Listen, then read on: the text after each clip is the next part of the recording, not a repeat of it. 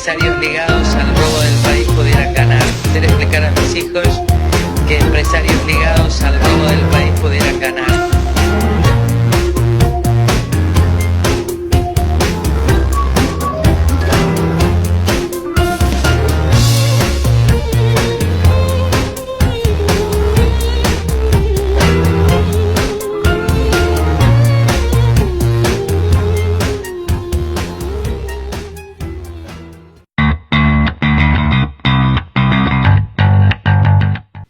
Buenas noches, bienvenidos a Globópolis. Isabel D'Amico y Carlos Caserta.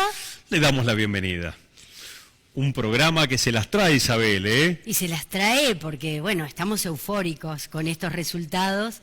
Y bueno, pero porque creo que ha ganado la patria.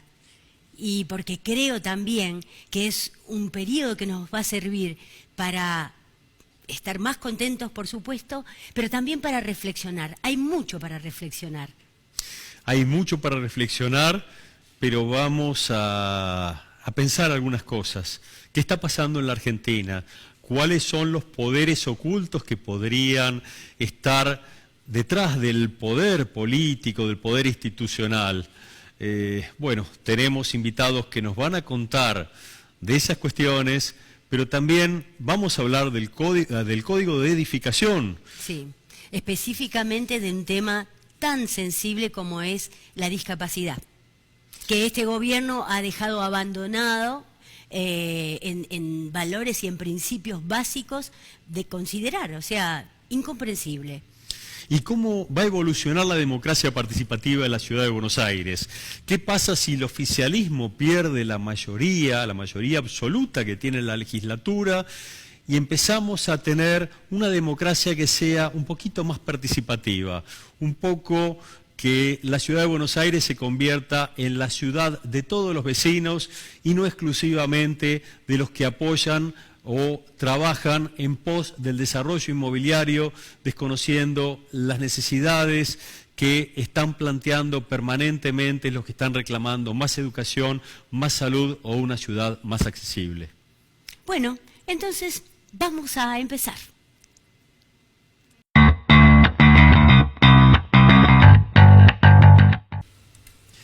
Vamos a hablar nuevamente de comunas, el tema de la ley 1777, cómo estamos, qué pasó en las elecciones.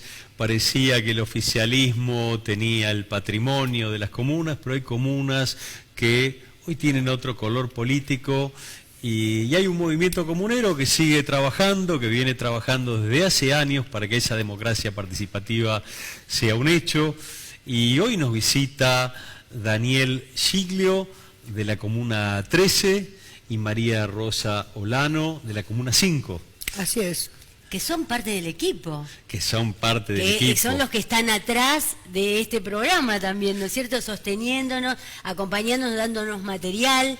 Así que, bueno, bienvenidos, buenas noches. Buenas Muchas noches. gracias. Bueno, Gracias. ¿qué podemos charlar del comportamiento que hubo en estas elecciones en las comunas? ¿Y qué más podemos agregar sobre esta herramienta tan rica que tiene la ciudad? Bien.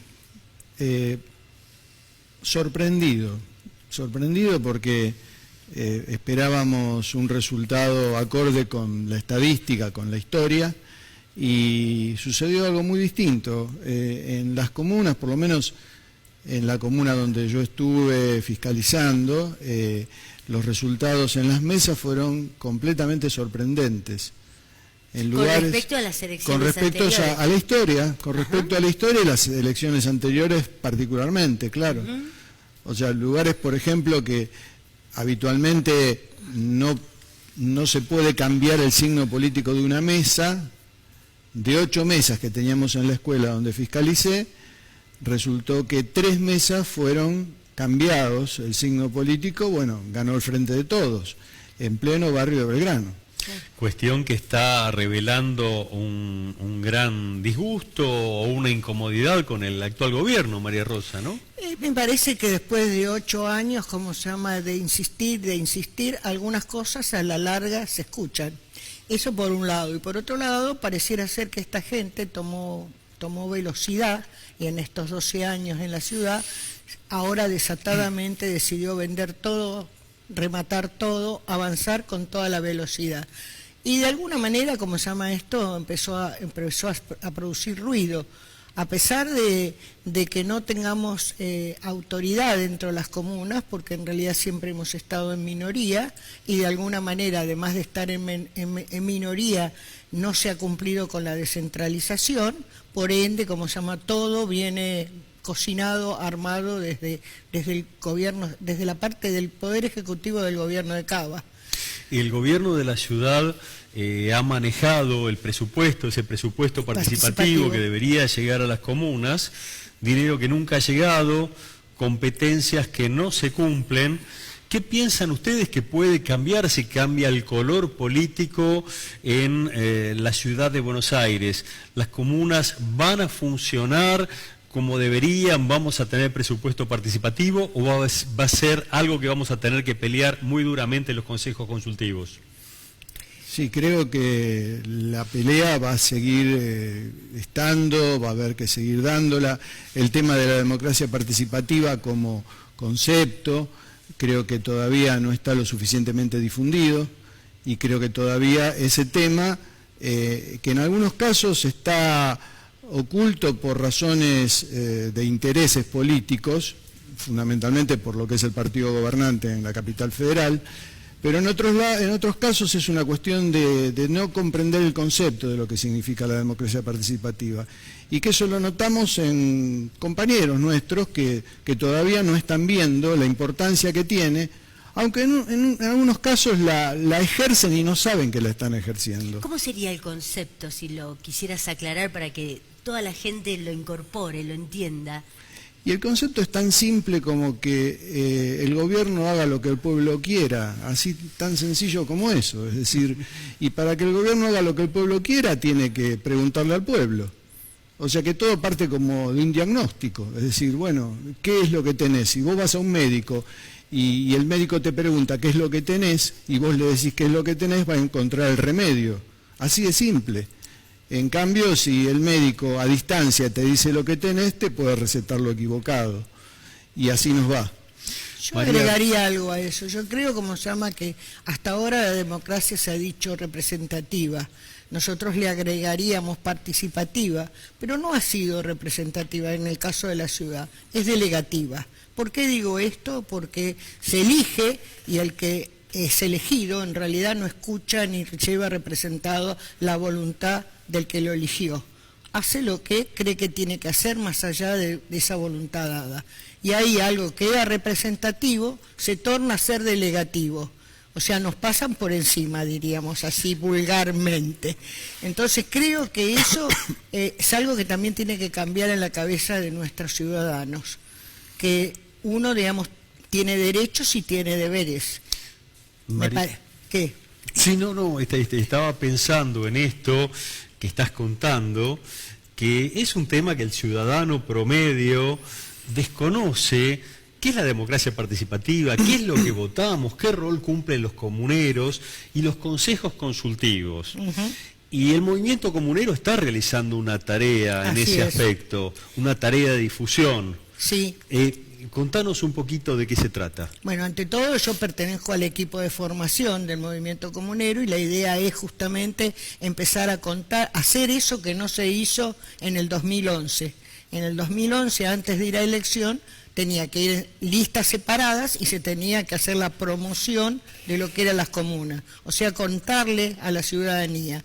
Por esas razones que fueron de quién ganó y de la complicidad de los otros, vamos a decirlo, esto nunca se dijo. Por ende, la población cree, como se llama, que el Consejo Consultivo, que es su órgano dentro de lo que sería el armado político de esa comuna, sirve simplemente para ir a la queja, ir a presentar quejas, como hubiese sido el viejo organismo municipal.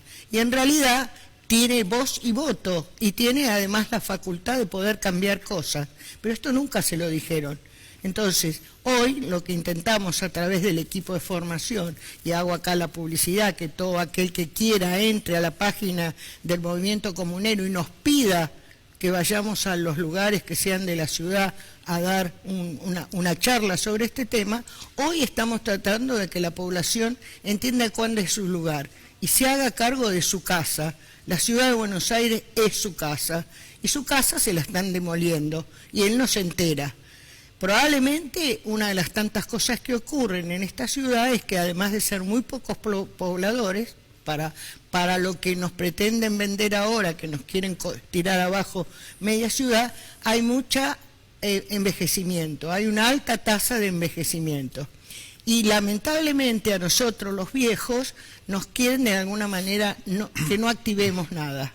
Entonces es muy normal que el viejo esté dentro de su casa mirando TV y escuche lo que pasa en la ciudad a través de la TV. No le hemos dado la posibilidad de que salga a la calle, que venga al Consejo Consultivo, que vea lo que está ocurriendo en su ciudad, que en esa ciudad tiene recuerdos, tiene raíces, esa ciudad le pertenece identidad, porque es parte de su historia, donde conoció al que después fue su marido, donde llevó a la escuela a sus hijos. Todo eso está borrado y se lo trata de borrar cada vez más, cosa de que seamos momias, si es posible. Entonces, nos dan lugar a participar a través del Buenos Aires Elige o audiencias no vinculantes. Nos quieren hacer creer y le quieren hacer creer al resto de la población, digamos, anciana y no anciana, de que participar es a través de un teléfono, participar es a través de una computadora. Eso no es participar. María Rosa, que aún ganando no le otorgan lo que ha ganado, el proyecto que ha ganador, porque terminan decidiendo ellos por falta de fuerza de la participación ciudadana. Sí. Porque aquella persona que le van a querer construir un edificio no solamente va a averiguar. No, me parece que no pueden hacerlo en estas alturas, de estas condiciones. Pero si tuviera un consejo consultivo activo, un comunero activo, le va a decir, no se puede. No, tenemos que hacer esto. Y entonces en esa modificación, en ese nuevo ritmo, tendría el movimiento comunero un lugar placentero, ¿no?, para trabajar y donde recibiríamos directamente la intervención del ciudadano y su apoyo, que es tan importante. En ese sentido, referido al Consejo Consultivo, sabemos que son pocos o casi ninguno, diría, los consejos consultivos que funcionan como deberían, pero la Comuna 13 tiene un consejo consultivo que viene trabajando de modo orgánico y de modo muy intenso también. Y sé que cuando funciona el consejo hay algunas cosas que se pueden cambiar. ¿Es así, Daniel? Sí, en Comuna 13 el Consejo Consultivo hace años que está trabajando mucho y en los últimos meses logramos tener una mayor intervención en la realidad de la comuna. Desde el Movimiento Comunero formamos parte del Consejo Consultivo, somos varios, y estamos impulsando lo que llamamos Programa de Gobierno Comunal, que sería que a partir de las problemáticas que tiene la comuna, que pueden ser urbanas, que pueden ser sociales, hay muchas que son muy conocidas, como lo que está pasando con el IREP, lo que está pasando con el CENAR, lo que está pasando con las plazas, Playón Ferroviario, todas las problemáticas, el Dorrego, hasta incluso la problemática seria que se está incrementando y acrecentando, que es el tema de gente en situación de calle. O sea, hay todas problemáticas que las estamos sistematizando a través de los programas comunales, los programas participativos comunales, y que van a terminar siendo un programa de gobierno, que vamos a elevar a las juntas comunales y que tal vez podamos elevar a nuestro futuro jefe de gobierno, cuando cambien un poco los vientos en Cava. Y también el efecto que va a tener en la legislatura si esto se modificara. Claro. Porque hoy por hoy tenemos 60 legisladores, de los cuales prácticamente 42 son oficialistas. Exacto. Entonces, por más que le des toda la herramienta, toda la letra, no lo damos vuelta. Terminó siendo una administración, terminó siendo una escribanía Claro, el gobierno claro, de la ciudad. claro. Entonces, eso también tiene que verlo la gente. Que varíen, que corten boleta en todo caso, para que tener una legislatura más variada. Si no, es un coro. Tener una legislatura, yo agregaría no más variada, una legislatura que piense en ellos.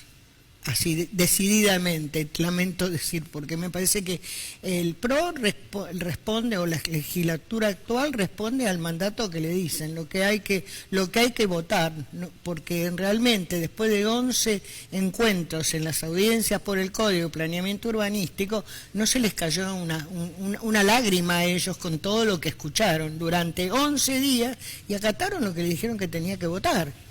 Tendríamos que pensar, María Rosa, que las audiencias públicas tienen que ser vinculantes. Tienen que ser vinculantes, seguramente, y tenemos que pensar que las autoridades del gobierno, empezando por el jefe de gobierno, tienen que cumplir la ley.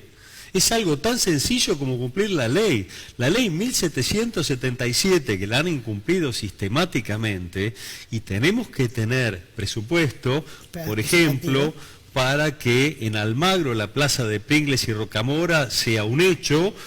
Sí, o si no es ahí, otra plaza. O si no, otra plaza. Porque realmente, digamos, lo que ahora ponen de impedimento a esa plaza es que habría que, como se llama, expropiarla. Ajá. Y yo no sé si hay que expropiar. Ajá. Realmente, me parece que despaciosamente a mí me gusta estar siempre dentro de la ley. Si no, modificar la ley. Es otra cuestión. O estoy adentro de la ley, y si no estoy de acuerdo en la ley, me parece que tengo que hacer el empuje para cambiar la ley. Pero tratar de estar adentro me da un resguardo para poderme diferenciar justamente de esta gente que está fuera de la ley. María Rosa, pero mientras tanto, igual te olvidaste de decir, Daniel, que hay gente que trabaja intensamente y logra lo que pasó en la Plaza Clemente, que vos sos un referente muy importante de ese logro, ¿no? Sí.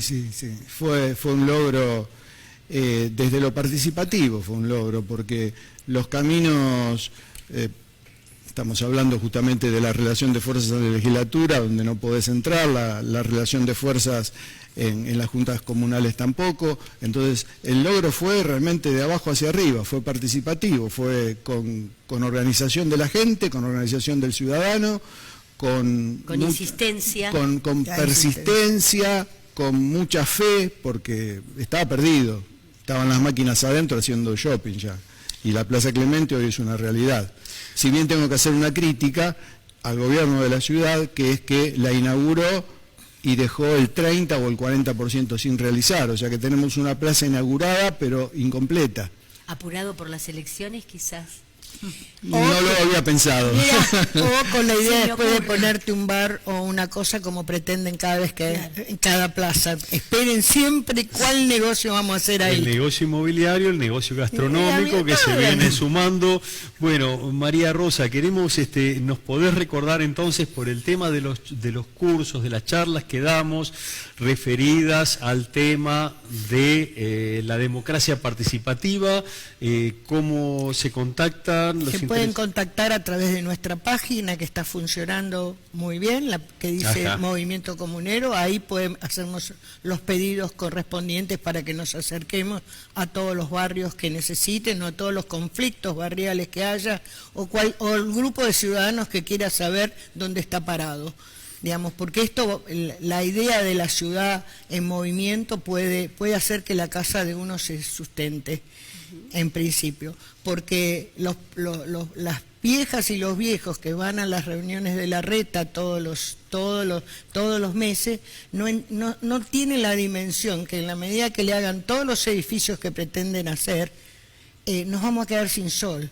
Y ellas se van a morir, y todos ellos se van a morir de melancolía al no tener sol. Sí, claro. Ni siquiera esa simple cosa no se entiende. Esperemos que el sol ilumine el corazón de todos los argentinos y que empecemos a estar un poquito mejor en la ciudad y en el país. Muchas gracias. Pero gracias antes, a ustedes. Perdóname, Carlos, quiero que nos saque una foto, porque esto es una parte del equipo del Movimiento Comunero. Ahí está. Gracias. Vamos, Daniel, nos acercamos un poquito. Bien. Listo. Listo, gracias. Muchas gracias. Al contrario.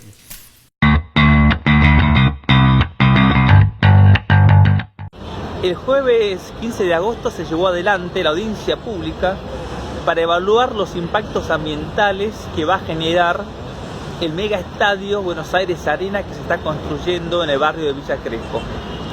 Recordemos que esta audiencia pública se hizo por orden judicial, donde había ordenado tanto al gobierno como a la empresa realizar un nuevo procedimiento de evaluación de impacto ambiental, donde se dé participación ciudadana a través de una audiencia pública y se evalúen los impactos ambientales que va a generar el funcionamiento del estadio en el entorno barrial, en las relaciones sociales y económicas y en la transformación del barrio.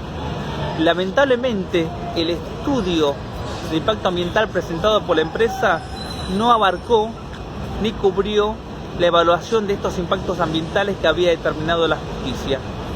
Solamente trató la cuestión de los estacionamientos necesarios para la cantidad de espectadores que va a tener el estadio, que tiene una capacidad máxima de 15.000 espectadores.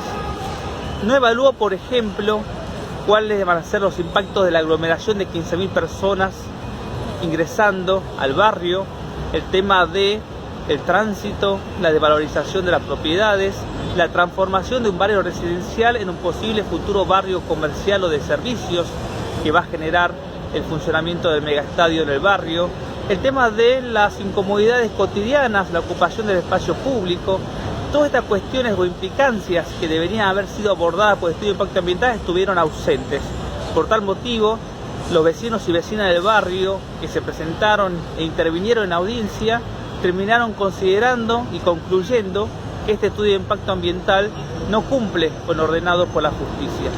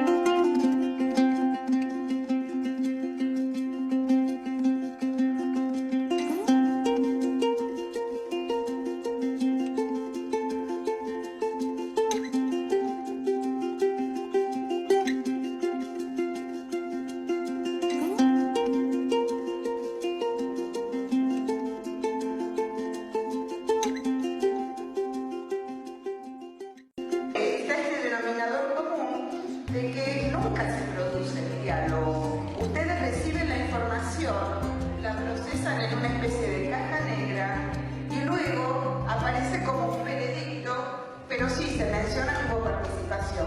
Yo entiendo que eso no es participación.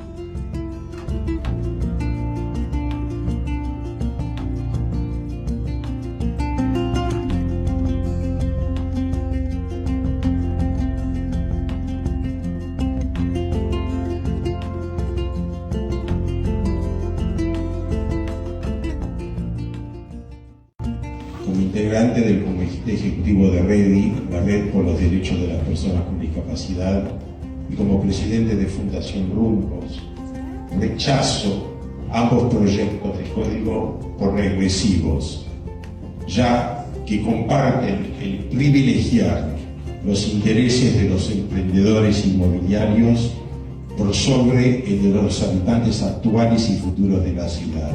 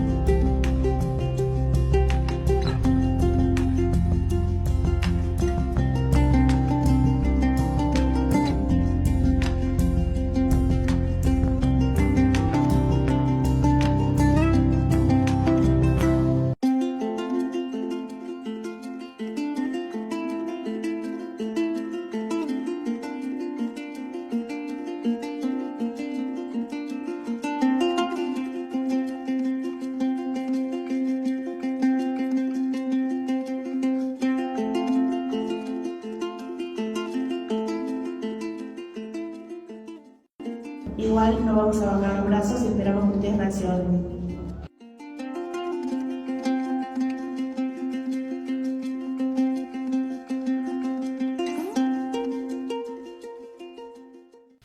El año pasado, en 2018, se sancionó el nuevo Código Urbanístico y de Edificación.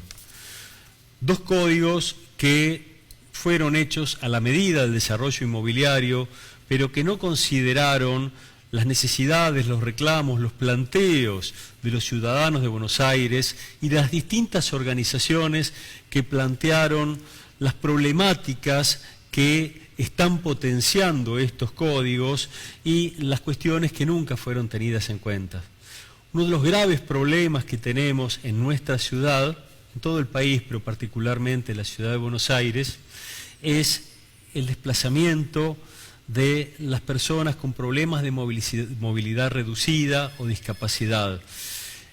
El Código de Edificación, los departamentos de 18 metros, el desarrollo, el diseño de las calles, las veredas, realmente no considera esta situación.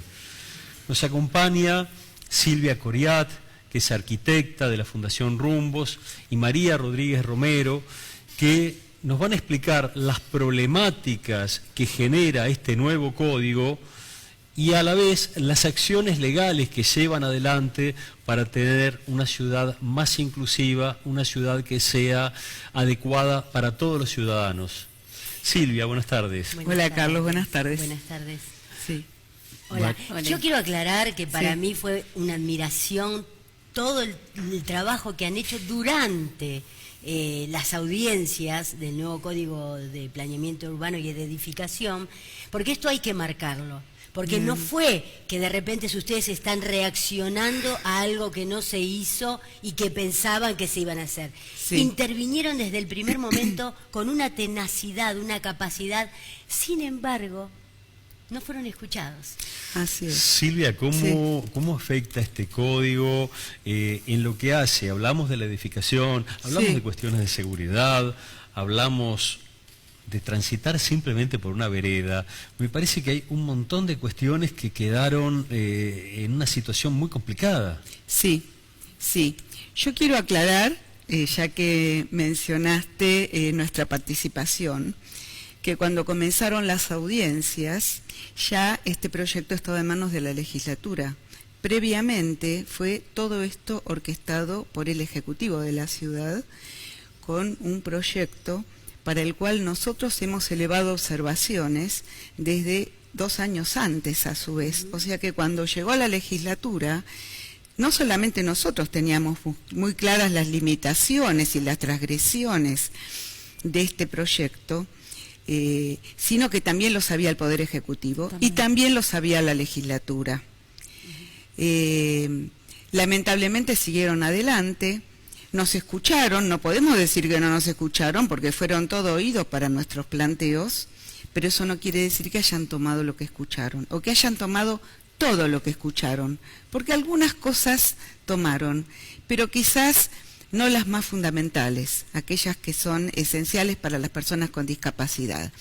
Por ejemplo, uno de los problemas claves de las personas con discapacidad motora o con movilidad reducida, o sea que aunque no tengan discapacidad, por ejemplo, adultos mayores, obesos, mamás con cochecito de bebé, es decir, distintas circunstancias que hacen que transitar resulte más difícil y más riesgoso.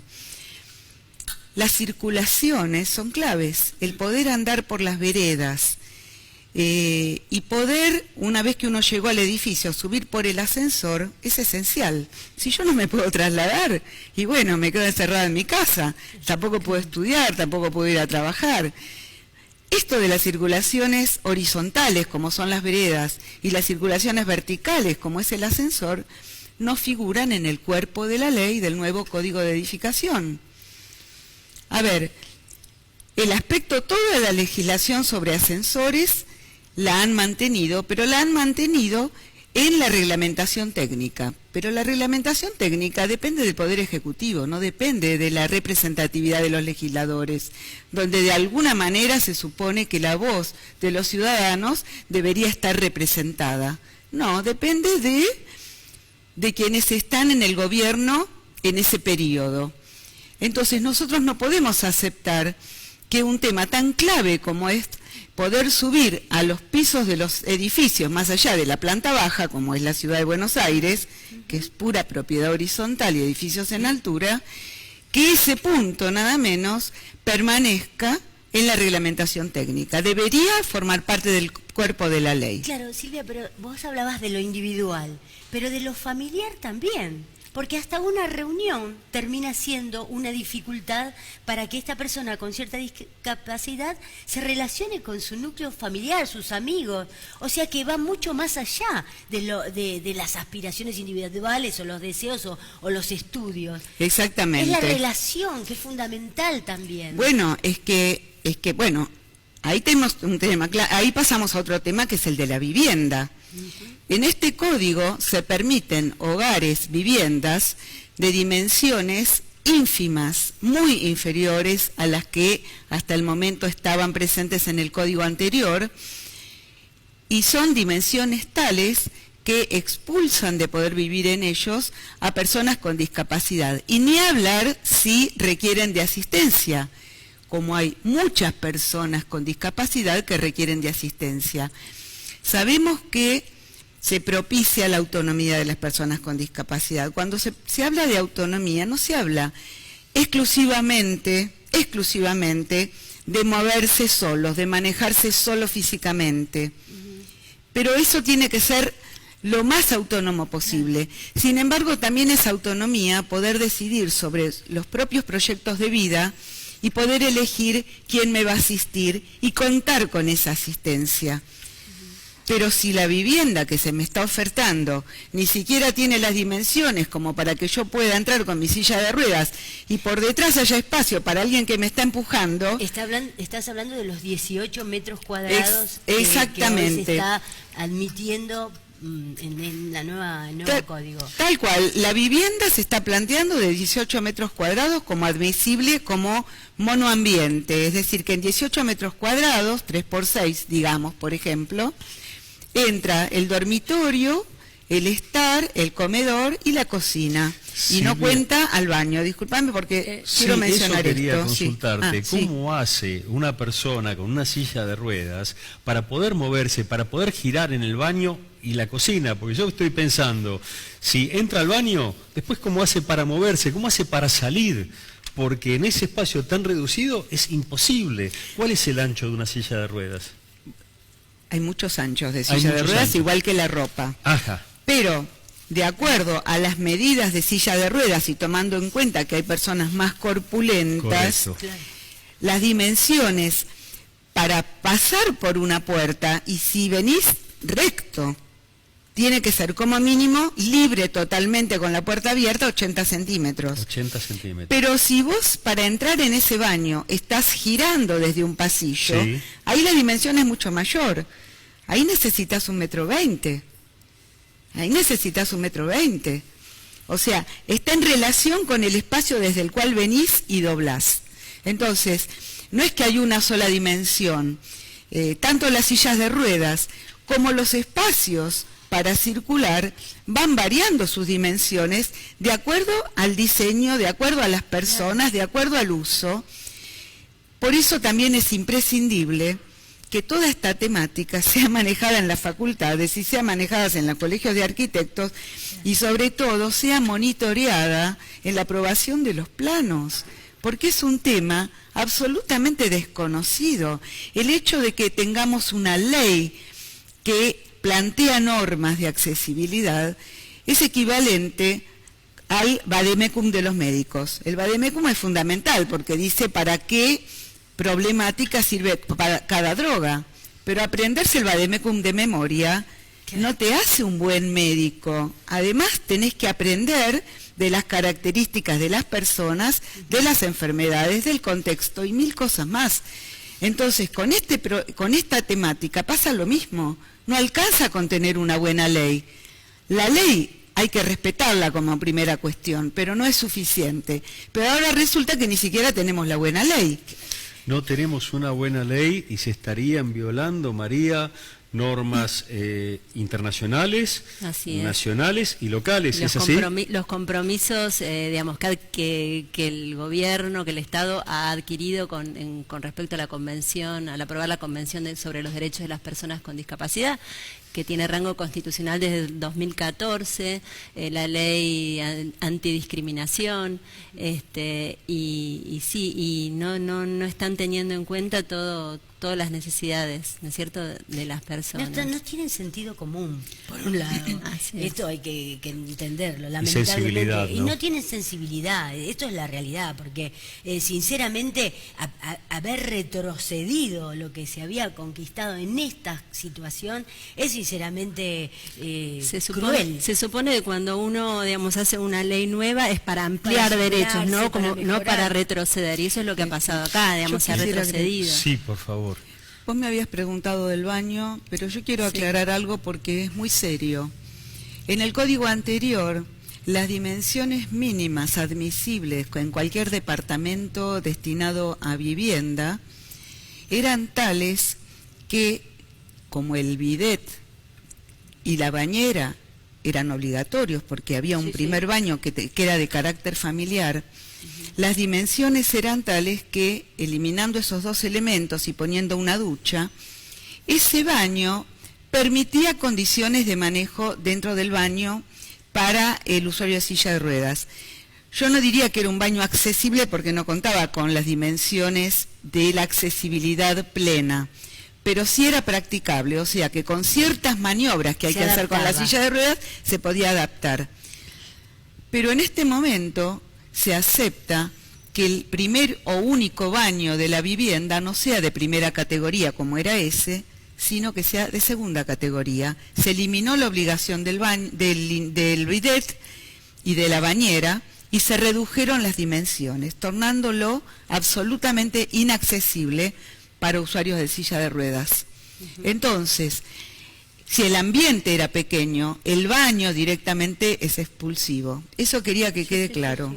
Bueno, volvemos al sí, tema, perdón. ¿no? Sí. No, por favor, es importantísimo, es importantísimo. ¿Y en qué etapa estamos en estos momentos? Bueno, después de estos 2 años de proceso, bueno, el presidente de Fundación Rumbos, Eduardo Joly, decidió iniciar una acción de amparo contra la legislatura por un código de edificación que es anticonstitucional, porque no se han respetado los procesos de participación, no se, digamos, aunque hubo una audiencia, no hubo una respuesta formal de los reclamos que se plantearon, y también sobre sobre algunos artículos del código que están lesionando el derecho a la accesibilidad de las personas con discapacidad. Entonces, bueno, en este momento está en el juzgado de la jueza Liberatori. Ella lo ha publicado en el boletín oficial en estos días, 3 días, y inició convoca, digamos, a una publicidad amplia de esta causa, y está convocando a que las partes interesadas participen como parte actora del amparo. O sea que cualquier persona o organización que considera que de interés estar en este amparo, bueno, puede presentar un escrito patrocinado por un abogado como para ser parte de la causa. Entonces nosotros desde la Fundación estamos invitando a organizaciones, por supuesto, de personas con discapacidad, a organizaciones sociales, organizaciones de derechos humanos, a los consejos consultivos, a que, digamos, a todas las personas que participaron en la audiencia y que se opusieron al código. María, a todos. Porque no se sabe, uno se puede quebrar una pierna, tener un familiar, una mamá, un papá, que vas a tener que adaptarte a determinadas circunstancias. O sea, no estamos exentos, ninguno. Claro, no. Entonces me parece que tiene que ser que todo aquel que tenga la mínima sensibilidad y sepa que mañana puede ser uno. Todo aquel que entienda que necesitamos construir una ciudad que cada vez sea más inclusiva y que no segregue a las personas con discapacidad. Este código habla de cómo se va a construir en los próximos años, no solo en la ciudad, porque también sabemos que estos códigos se toman en otras ciudades importantes del país. Entonces, bueno, por eso nos parece muy importante que apoyen a la Fundación y que apoyen este reclamo y bueno, que nos acompañen. Bueno, eso es lo que queremos saber. ¿Cómo hacemos para poder acompañar? Seguramente ya les puedo adelantar que tienen todo el apoyo del movimiento comunero y sabemos que hay distintos grupos que vienen trabajando y que vienen acompañando, que compartimos una lucha para vivir en una ciudad mejor, más inclusiva, que nos más amorosa, que nos brinde un bienestar que la verdad no tenemos. Así que lo que queremos saber es cómo hacemos, cómo nos acercamos y cómo acompañamos. Bueno, todo el que esté interesado nos puede escribir un mail a fundacion.rumbos@gmail.com, porque nosotros le podemos dar un modelo de escrito, de texto, donde se presenta como parte actora en la causa y bueno, patrocinado por un abogado, eso hay que tenerlo en cuenta. Rumbos tiene una página de internet también, tienen Facebook. Así es, www.rumbos.org.ar. También estamos en Facebook como Rumbos Accesibilidad y también Twitter, también nos pueden encontrar. ¿Desde cuándo y hasta cuándo hay tiempo para acompañar el amparo? Y son 10 días a partir del martes que viene, o sea que hasta fines de agosto hay tiempo para presentar este escrito. O sea que nos tenemos que apurar, tenemos que acompañar a la Fundación Rumbos y tenemos que seguir luchando para vivir en esa ciudad de la que hablábamos, que tiene que ser más inclusiva, que tiene que ser más grata para todos los ciudadanos y que no estemos pasando todas estas situaciones que dificultan la vida de las personas que tienen dificultades y las que no las tienen tampoco, porque la verdad que transitar en nuestra ciudad y vivir en los edificios que nos dan se hace difícil para cualquiera. Así es. Okay. Bueno, muchísimas gracias por haber venido. Esperamos juntar muchísimas firmas porque el proyecto lo merece y es una deuda de la ciudadanía con esta situación que viven, ¿no? Bueno, les agradecemos muchísimo y realmente nos emociona y nos entusiasma de qué manera esta temática que durante tanto tiempo fue tratada como si fuera un gueto, de repente se está fusionando con todas las problemáticas, los deseos, las luchas y los logros de la comunidad. Cómo desde este espacio, por ejemplo, eso se está plasmando con todo. El bregar por una sociedad inclusiva, desde espacios inclusivos como es es muy alentador. Así que bueno, les agradecemos muchísimo y nos sumamos a su vez en todo lo que es esta lucha por una vida digna en nuestra ciudad de Buenos Aires. Muchas gracias. Muchas gracias a ustedes.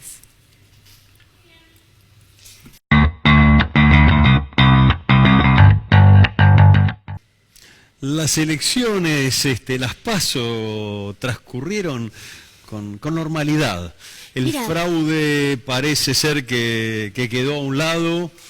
Sí, y antes que nada, digamos, más allá de las euforias y las sorpresas que nos dio estas elecciones, yo quiero rescatar que he hecho una excelente fiscalización con otras personas del partido, fundamentalmente Cambiemos, que para mí no se refleja el desborde a veces de los que están más arriba, con la esperanza de seguir en un proyecto democrático, con las reglas que tenemos que asumir y he hecho tomé unos lindos mates con mi compañero que fiscalizaba al igual que yo, o sea que ¿Por dónde pasa esa ira, esa locura? ¿Cómo se tiene que interpretar?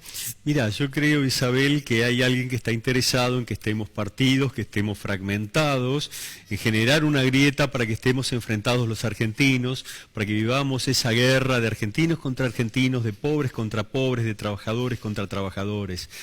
Y somos nosotros los que tenemos que cambiar ese discurso del odio por el discurso del amor, por el discurso de la solidaridad, por entender de una vez que si a mi vecino, a mi amigo, a vos te va mejor, también me va a ir mejor a mí.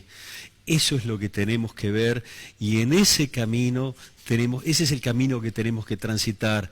De nada sirve culpar sistemáticamente al otro, echar culpas y no hacerse nunca cargo de las propias responsabilidades. Si la ciudad está mal y el país está muchísimo peor y hay tanta gente que pasa hambre, tanta gente que duerme en la calle, tantos viejitos que no pueden pagarse los alimentos ni los medicamentos, tenemos que pensar que hay cosas que hay que cambiar y que no solo tienen que vivir de arriba de la timba financiera los que tienen muchos millones, sino que también hay gente que vive con 12.000 pesos por mes y que ya no sabe cómo hacer para poder vivir el día a día.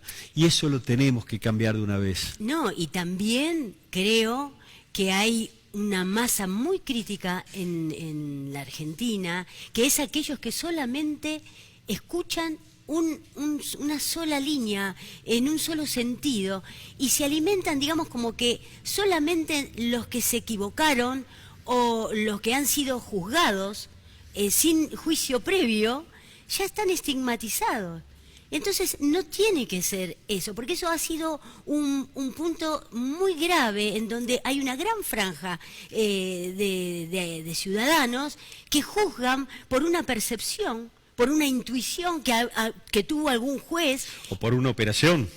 Que significó una operación. Pero entonces yo digo, ¿por qué no investigan? ¿Por qué no esperan a que sean juzgados y después tomar una posición? Y que va a servir para nosotros también, porque tienen que ser juzgados los que tienen que ser juzgados. Es así, Isabel. Pero tomemos otra posición ante esta nueva elección, abramos nuestras cabezas, cuestionemos nuestros comportamientos y también interpelemos al resto para que digamos, ¿por qué decís esto? Dame datos, porque cuando vos investigás un poquito, tienen nada más que el título. Y en eso concentran el odio que nos hace mal a todos. Seguramente nosotros vamos a cambiar esta lógica del odio de una vez por todas y vamos a pensar que la patria no se construye con el odio. Ninguna nación se edifica desde ese espacio. Tenemos que edificar precisamente desde eso que nos hace un poquito mejores, que es el amor y es la solidaridad.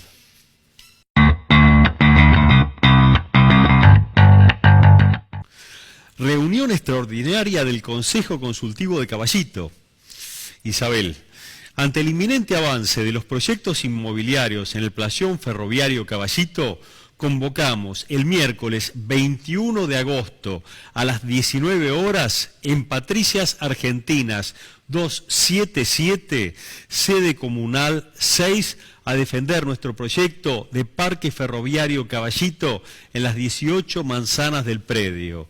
El Parque Caballito es el que está amenazado por las torres, donde hay una lucha enorme, inclaudicable de los vecinos para tener un parque y que no se venga el cemento, pero también está trabajando la gente de FADU, la arquitecta Beatriz Pedro, con los estudiantes que están haciendo un trabajo muy importante para que eso sea un parque, sea un espacio verde y no sea un nuevo negocio inmobiliario que beneficia enormemente a los desarrolladores, pero seguramente perjudica a los vecinos. Lo mismo que pasa en el playón Colegiales, la misma problemática, que se repite. Bueno.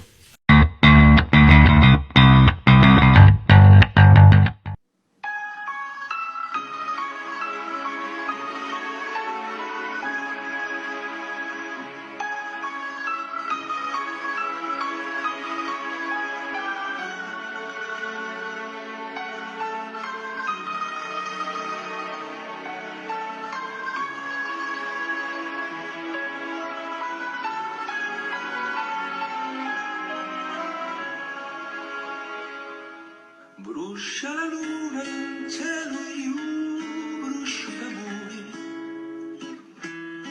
Fuoco che si consuma come lume e cori. L'anima che piange, addolorata, non si dà pace, ma che mala nottata. La mafia calabresa, la 'ndrangheta. ¿Qué sabemos de la mafia? Esa mafia que se hizo tan popular en los años 70 con esa maravillosa película de Francis Ford Coppola, El Padrino. Otra película también muy famosa de aquellos años fue Mimí Metalúrgico herido en el honor.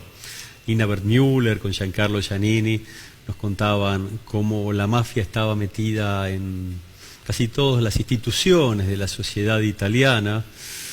Una película que por alguna razón misteriosa hoy no se puede ver en la Argentina. Lo mismo que ocurre con la historia de Panama Papers, que por alguna razón tampoco podemos ver ese documental. Nosotros sabemos que en julio de 2018 la Alameda, Gustavo Vera, hizo un pedido para que se investigue la posible conexión de la mafia italiana, la mafia calabresa puntualmente, la 'ndrangheta, con el gobierno de Mauricio Macri. Todavía no tenemos novedades y no sabemos cuánto hay de cierto en todo esto, pero sí sabemos algunas cosas del presidente, algunos indicios que pueden servir de algo o a lo mejor son simples coincidencias. Sabemos que Mauricio Macri fue procesado en 3 oportunidades.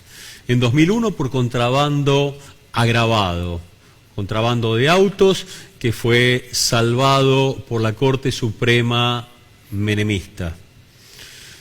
Sabemos que fue procesado en 2002 por administración fraudulenta en Boca Juniors y en 2010 por tercera vez por asociación ilícita.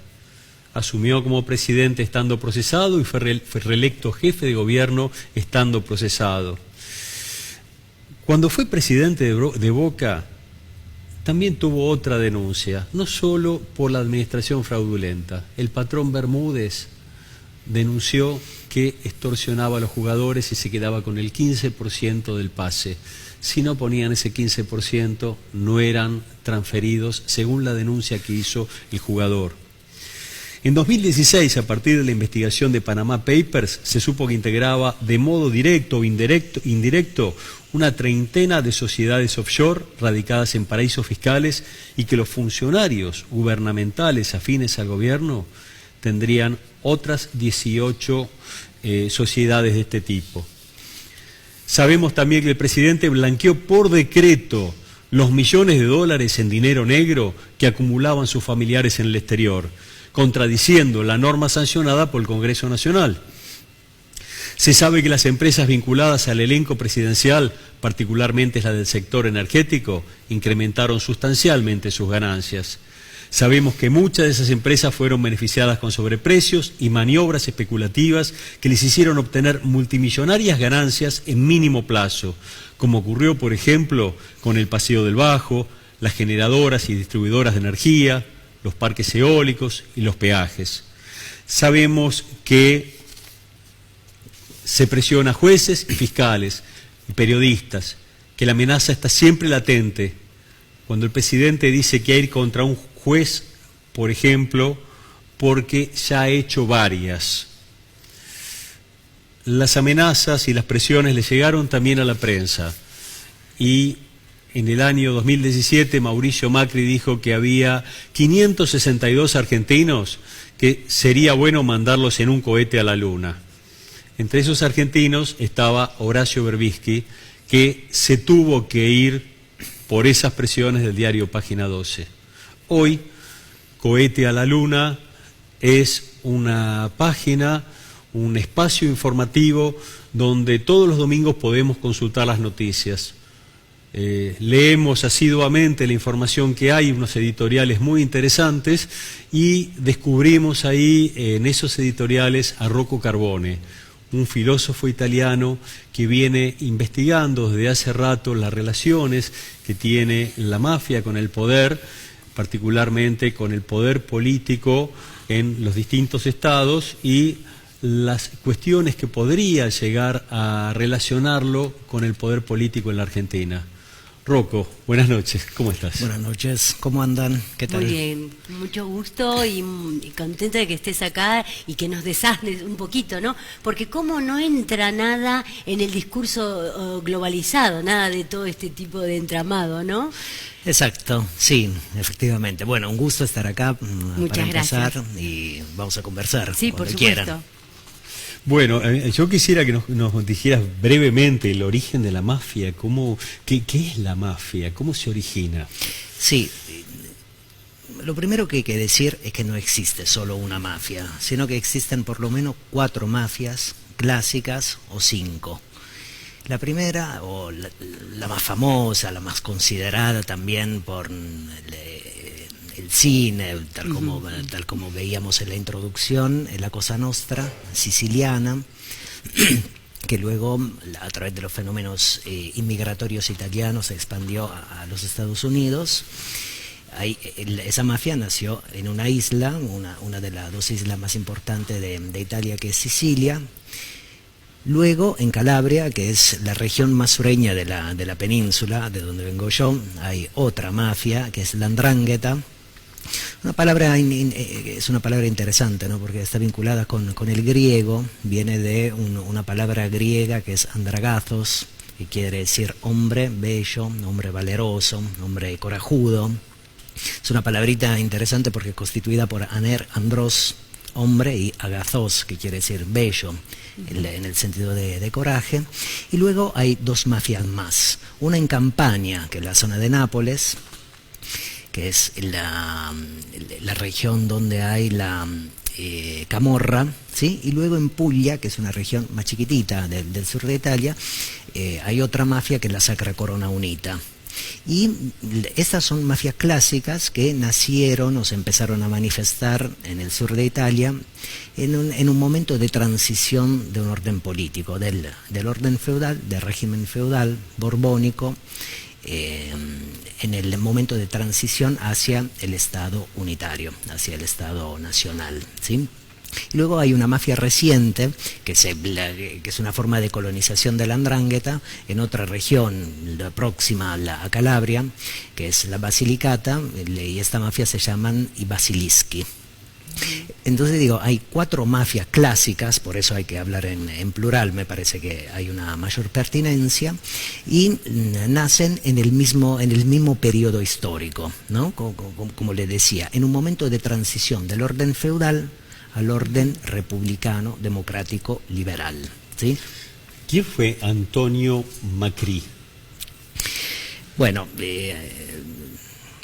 para contestar esa pregunta me parece que hay que hacer una pequeña introducción. Sí. Calabria tenía históricamente 3 provincias, ¿sí? La provincia de Reggio Calabria, la provincia de Catanzaro y la provincia de Cosenza. Y la provincia de Reggio Calabria, que es la provincia más sureña, ahora hay 2 provincias más, pero históricamente había estas 3 provincias, y la provincia más sureña, que es la provincia de Reggio Calabria, es la provincia con una mayor concentración mafiosa. Quiere decir que hay un mayor número de familias, tanto en la parte del Jonio, como en la parte del Tirreno, y en la provincia de Reggio Calabria había distintas familias que en dialecto calabrés se nombran como ndrine, ¿no? Ndrine en dialecto calabrés quiere decir clan, ¿no? Lo que es un clan, una familia que se dedica a negocios mafiosos. Y una de las familias clásicas de la Piana di Gioia Tauro, de la zona de Reggio Calabria, era la familia Macri.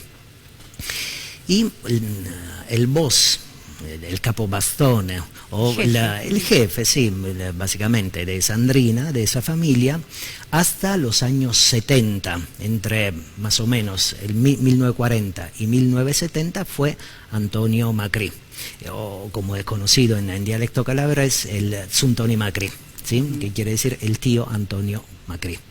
¿Tendría algún parentesco con la familia del actual presidente o es simplemente una coincidencia?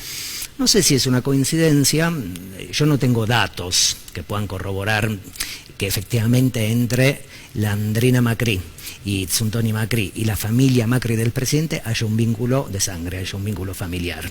No puedo ni afirmarlo ni negarlo. Deberíamos investigar si efectivamente hay un vínculo familiar. Lo que sí se puede decir a ciencia cierta, lo que se puede decir cabalmente, es que la familia Macri, la familia presidencial, viene de la misma zona territorial de la Andrina Macri. Correcto, lo que no lo hace tampoco partícipe necesario de ningún modo de la mafia. O sea, es una coincidencia en el caso de que viene de ese lugar, pero no por eso podemos intuir otras cuestiones.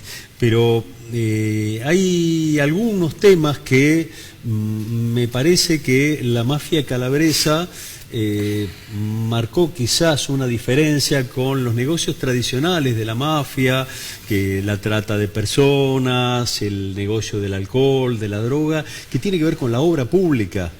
Sí, también hay un poco de historia. Digo, ¿cuál es la herramienta básica de toda mafia? Es la violencia privada. ¿Sí? En el orden feudal, en el orden preunitario, había bandas armadas, ¿sí?, que se ocupaban de la violencia privada, que estaban a disposición de un señor feudal. Cuando el orden feudal implosiona, cuando el orden feudal se cae, esas bandas armadas quedan libradas a su propia potencia, ya no dependen de nadie. ¿Sí? Y antes de que se constituya el orden liberal, se constituya el Estado italiano, tal como lo conocemos más o menos hoy en día, esas bandas armadas hacen propia la violencia privada. Esa es la herramienta fundamental de la mafia, de todas las mafias y de la mafia calabresa, de la 'ndrangheta.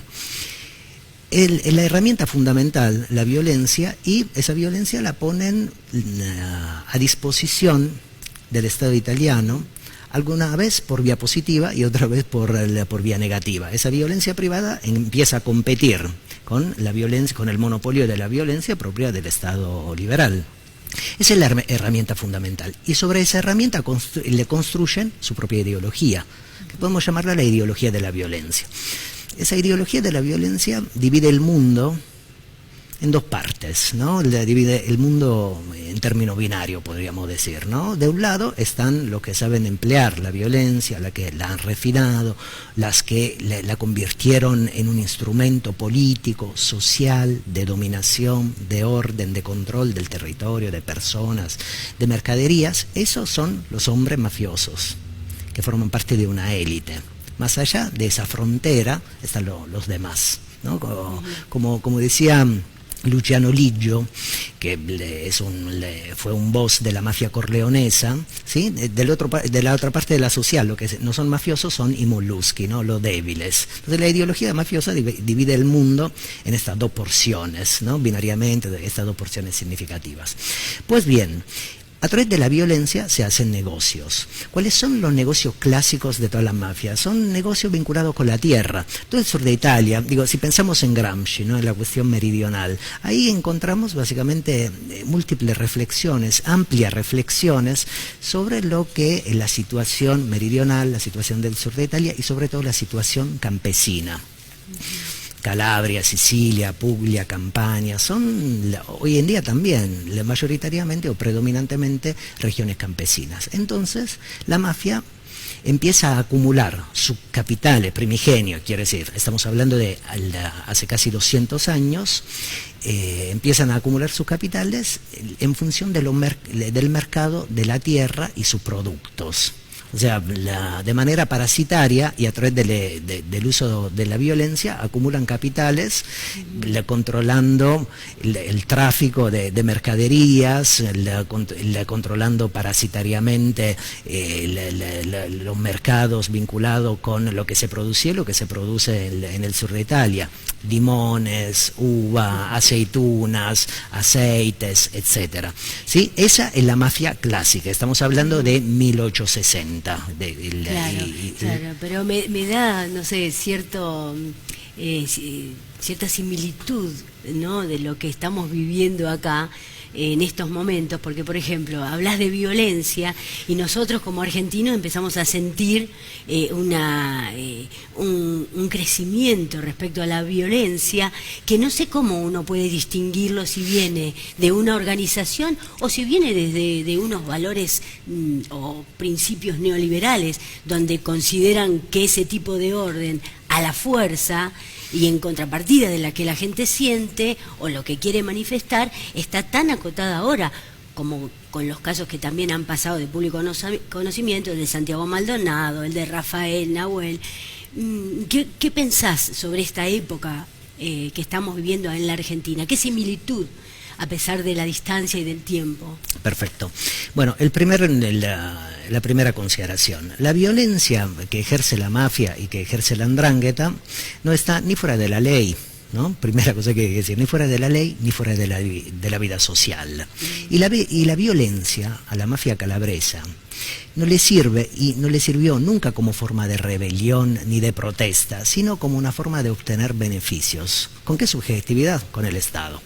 Ahora bien, digo, eso como primer punto. Como segundo punto, ¿qué pasa en la Argentina con la forma de la violencia? Me parece que esa violencia privada de la mafia clásica en la Argentina tiene un elemento muy peculiar, porque se situó a través de la constitución de la Alianza Cambiemos y de la figura del propio presidente Macri en su institucionalidad presidencial, se situó dentro del Estado.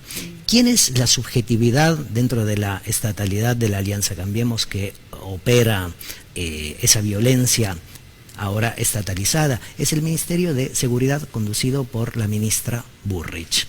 La ministra Burrich, yo diría que a lo largo de estos 3 años y medio, casi 4 años, nos acostumbró a 3 grados progresivos de violencia.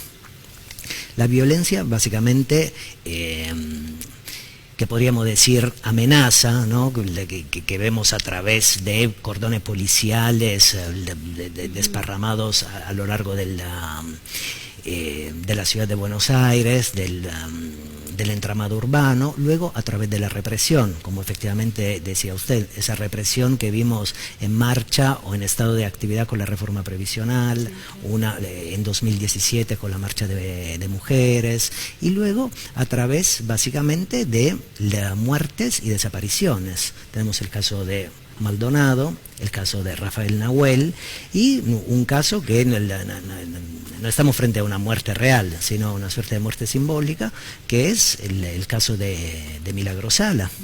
Rocco, lo que nosotros percibimos también de modo bastante alarmante es la presión a los jueces. Sí.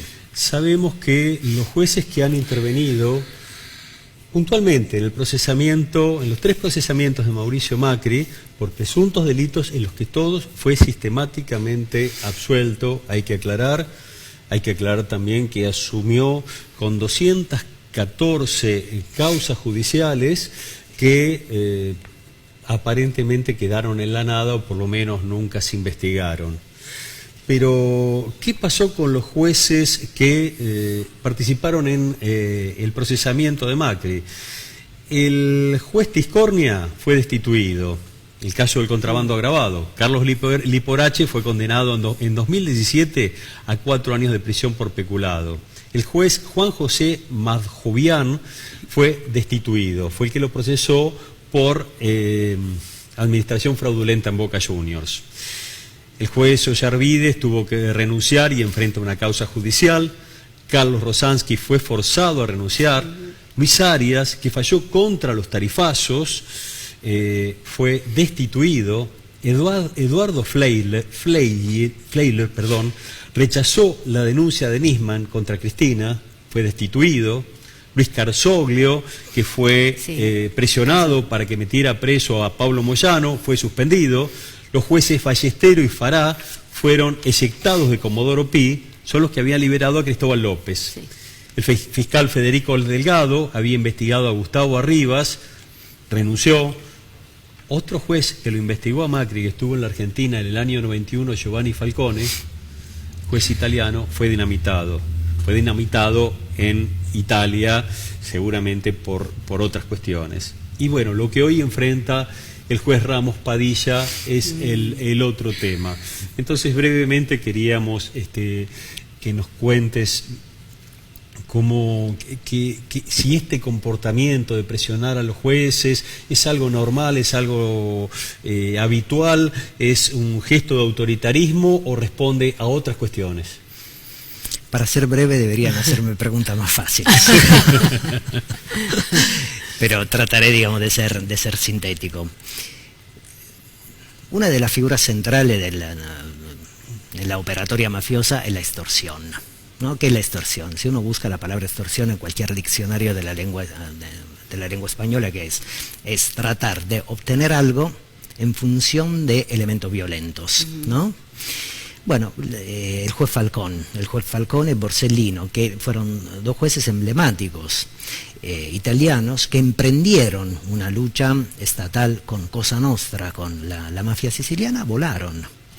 Quiero decir, con esa palabrita, con el uso de esa palabrita tal vez impropia, fueron volados con dos bombas en el trecho de la autopista que va de Messina a Palermo, dos jueces emblemáticos. De hecho, hoy en día el aeropuerto de Palermo se llama Falcone Borsellino para rememorar esas dos figuras.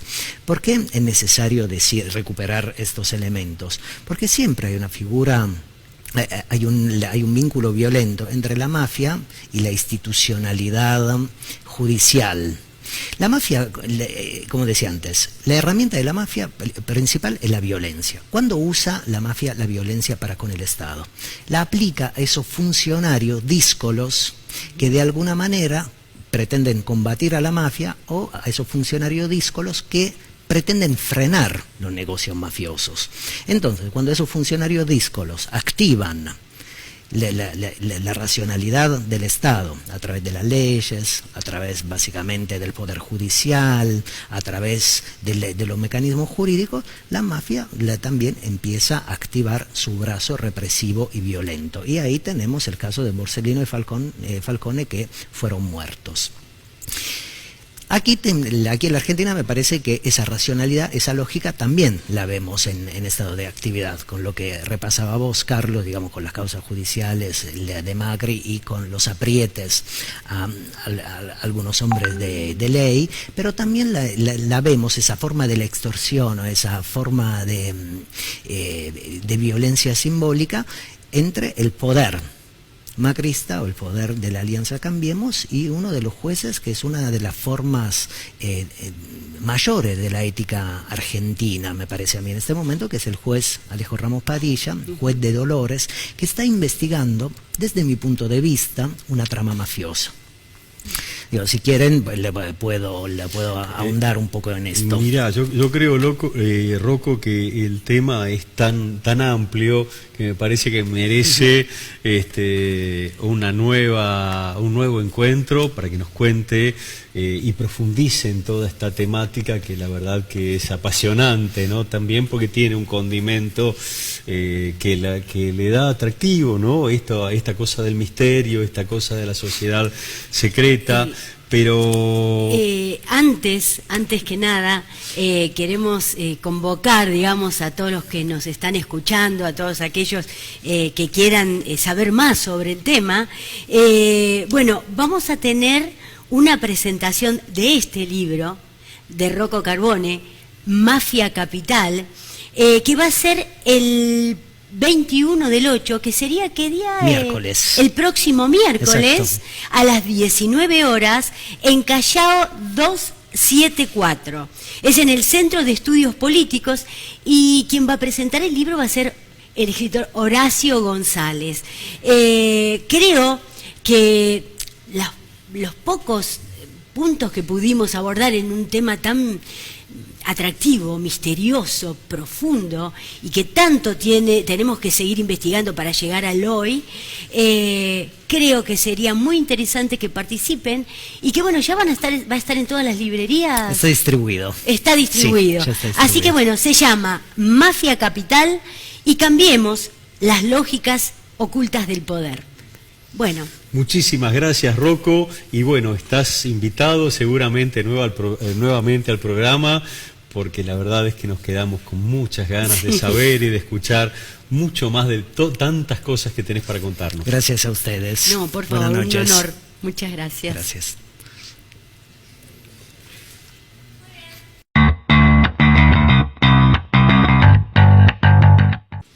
Bueno, tuvimos un programa sumamente intenso, Isabel. Sí, la verdad que es sumamente intenso y con alegría, que no fue lo que pasó en Cambiemos, ¿no? Cuando fue el cierre. El día del búnker, el día del cierre del comicio, en el búnker de Cambiemos, tenían preparados todos los globos. Pero ¿saben qué pasó con los globos amarillos? Los guardaron en una bolsa de consorcio, se los llevaron. Porque parece ser que alguien le pinchó el globo. Y nosotros hoy, también desde Globópolis, Sí, muy sencillos, en silencio. pinchamos el globo amarillo. Hasta el próximo domingo.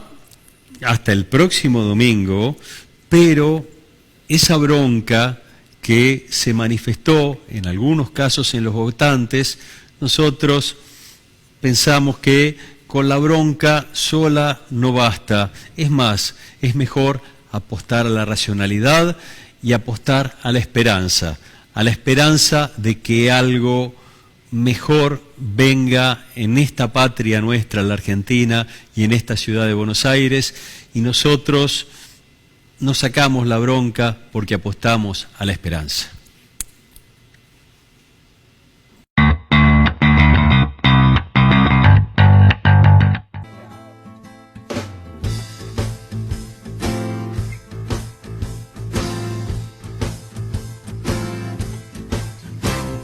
Bronca cuando ríen satisfechos al haber comprado sus derechos.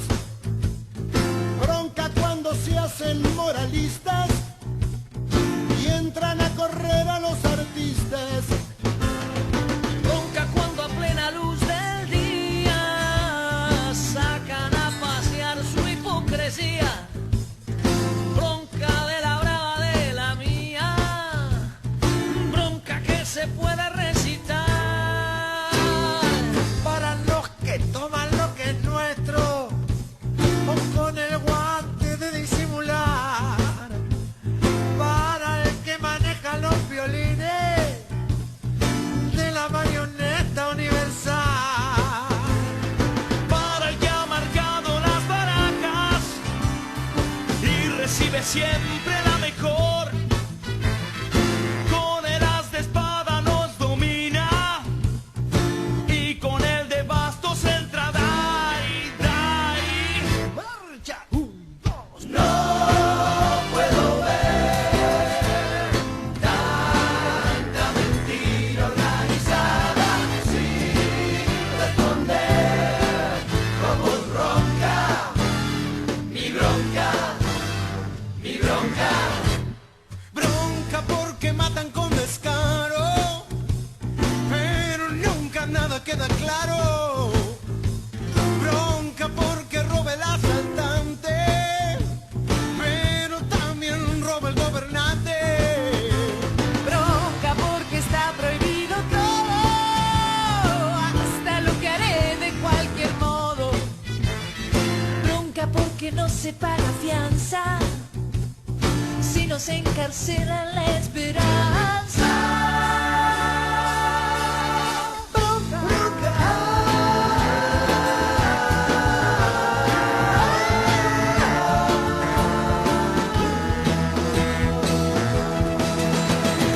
Los que mandan tienen este mundo repodrido y dividido en dos.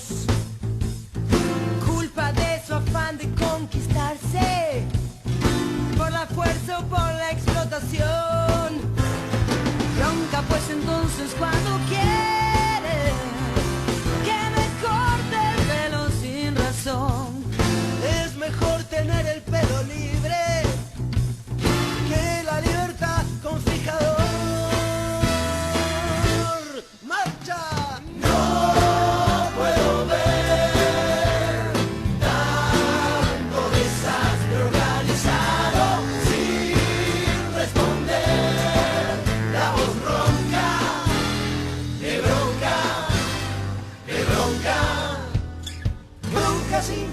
alegres y sin bombas.